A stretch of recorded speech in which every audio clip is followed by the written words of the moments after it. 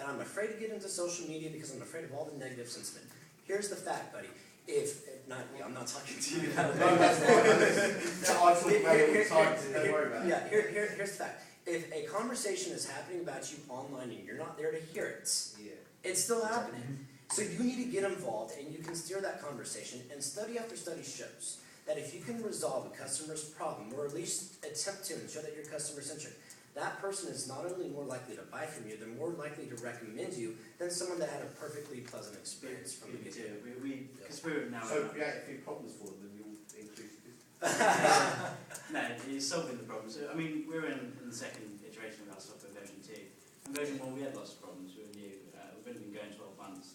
But we found that the customers we helped, and we took them through all the problems they had, solved it, released updates when we needed to. It turned into our best sales force that we ever had. A lot of them, we have an affiliate program, and they've joined that. And they're the biggest voice we have, if you can convert them. And if not, we do use Zendesk, which is a support desk. Yeah, we integrate with them when we use their system called Twickets. So when you favourite a tweet, it'll then go through to our support desk. And if the person who can't answer it on Twitter, managing the social media, can't do it, then people on the support desk can. It goes to the right place. So this is the start of the social. It's better for a small business, I think, because it's much easier to work the machine. Well, you have less feedback, right? Yeah. You don't need a bulldozer type of tool. You just need a little chisel, right? Because you only have so many people. The average small business, I'm talking 20 employees or less, maybe a couple locations, or if it's an agency, they might get 5-10 mentions a week. So, in some cases, and I know Marketing Suite's a great tool. In some cases, very small businesses might not need a tool as sophisticated as that, but it can certainly help. It makes your life a heck of a lot easier using it. So it's just over to... So just on the small business, I just think getting back to really small businesses, that there's this big temptation here at these things to talk tools. And the majority of small businesses only talk Facebook, Twitter, Google, and their own website. So if we're getting back to basics and we're thinking on the basis that your very clear message that retaining clients is much more cost effective than winning new ones, is it not better to talk to a small business about starting with customer relations initially, building that, strengthening that relationship with your existing customers and using them as the ambassadors, and then looking at marketing? Because they tend to come to us, certainly to me, and say, we need a social media marketing strategy. And Absolutely. Start with who you've already got and use them as your ambassadors. Don't try to run before you can walk. That's what we're all about, is engagement marketing, and that's sort of an esoteric term for small businesses, because what they're trained as when they're growing up and studying marketing, and many of them don't even study marketing, they just think they know it because they watch commercials. It's all about acquisition. I want to acquire new customers, and if you ask a small business what's their number one objective, it's to acquire more customers. And we're saying that's a great objective, but the way to do it is not by just going out and sprinkling your message, because it's not effective.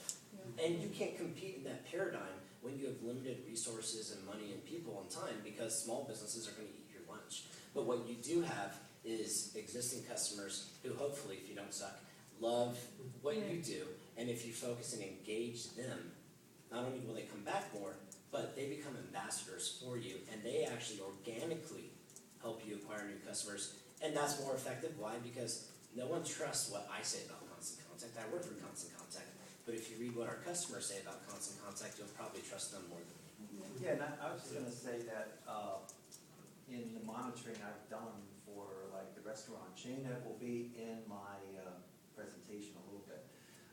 I noticed that people were coming in and tweeting that they were there and having a good time, and that's when we thought, well, let's give them drinks for doing that. But my basic point was that rather than go out and try to acquire customers, there were already people coming in that liked the Cuban food. So I mean, it's like, why don't you just try to take care of them? Having said that, there wasn't any really good way to go up to people and say, here's a drink, we saw you're in here, you just tweeted here, let's give you a drink, because it's the middleware to do that, the software, the training people to do that, and recording it is actually a bit of work to get that business. But it's not. Isn't that for It's not. I mean, I just gave a case study of Dingo Bones, how they just used an old tool, email marketing, to incentivize people to spread their message, and it didn't cost them. No, I'm not saying about cost. I mean, when you have like waiters,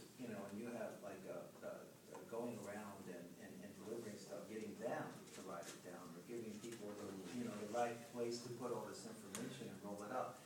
That's like an alignment issue, so. Aaron, do you have a comment? So I was just saying, I mean, for me, you're saying there's no middleware, but I mean, Facebook, I've also got check-in. You know, you check in, you get. Right, If you check in, if you check in, you can get that special.